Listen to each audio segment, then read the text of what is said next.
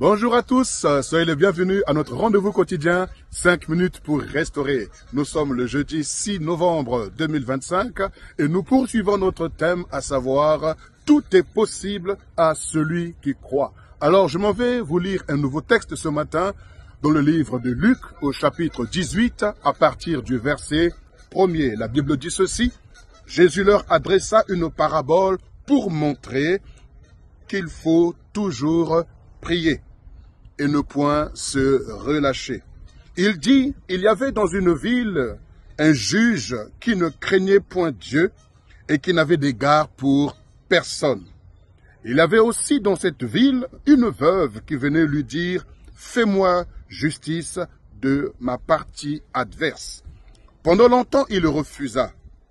Mais ensuite, il dit en lui-même, quoique je ne craigne point Dieu et que je n'ai d'égard pour personne, néanmoins, parce que cette veuve m'importune, je lui ferai justice, afin qu'elle ne vienne pas sans cesse me rompre la tête.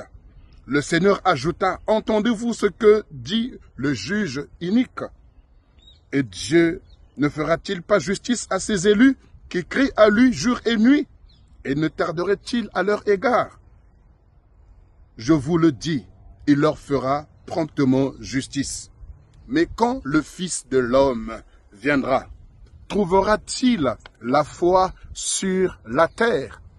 Mais quand le Fils de l'homme viendra, trouvera-t-il la foi sur la terre? Oui, cette femme était en face d'une situation et elle voulait que le juge lui fasse justice par rapport à la partie adverse. Et donc, elle ne cessait d'aller importuner donc le juge qui ne craignait point Dieu et qui n'avait d'égard pour personne. Mais néanmoins, parce que cette femme était tellement insistante, tellement persévérante, que celui-ci se dit, il vaut mieux que je règle sa situation afin qu'elle ne me casse plus la tête.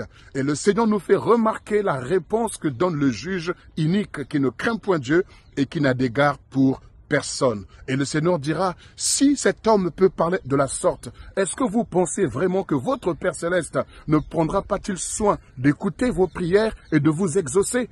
Et le Seigneur ajoute, le problème ce n'est pas d'être exaucé, parce que souvent nous importunons Dieu pour que Dieu nous sorte de la situation actuelle que nous traversons, de la circonstance actuelle qui nous oppresse, qui nous attriste et qui nous accable. Mais le problème c'est que tu en sortiras, mais il y aura encore un autre challenge, il y aura encore une autre difficulté. Le Seigneur dit, l'exaucement n'est pas le problème, mais le Seigneur dira, lorsque le Fils de l'homme viendra, est-ce qu'il trouvera la foi sur la terre? Ce n'est pas l'exaucement qui va venir trouver, mais c'est un homme de foi, une femme de foi, une jeune fille de foi, un jeune homme plein de foi qui a la conviction, qui a l'assurance que son Dieu opère, son Dieu se glorifiera assurément dans ma situation, car tout est possible à celui qui croit. Oui, j'insiste encore, comme je le disais hier, le problème c'est que nous voulons tout simplement regarder à ce que nous traversons, ce que nous subissons, mais sans pour autant remettre en question notre foi.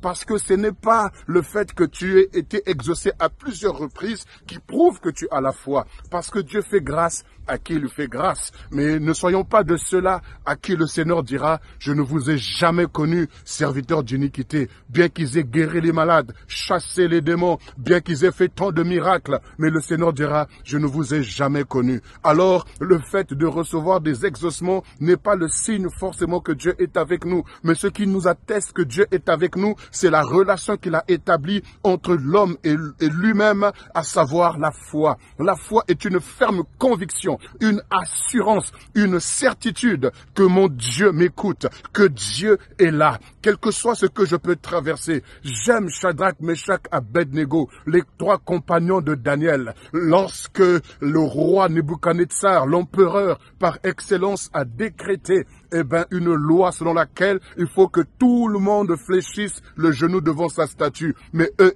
ils ont dit qu'ils ne fléchiront pas les genoux devant cette statue. Il dit, mais le Dieu que nous servons, il peut nous délivrer. Sinon, mais sache au roi qu'on ne se prosternera pas. Nous voulons exercer cette foi. Nous voulons garder cette foi authentique, avoir confiance en notre Dieu, avoir l'assurance qu'il est là, il est de notre côté et qu'il va changer notre situation, car tout est possible à celui qui croit. Que le Seigneur te bénisse et que tu te poses la question de savoir dans quel état est ta foi. Examine ta foi, éprouve-toi toi-même, parce que ce n'est pas ce que tu traverses le problème, mais c'est ta foi que tu dois examiner.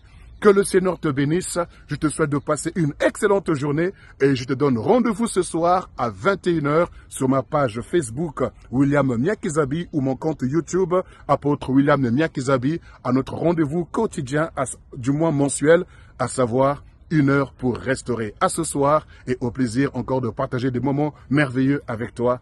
Shalom.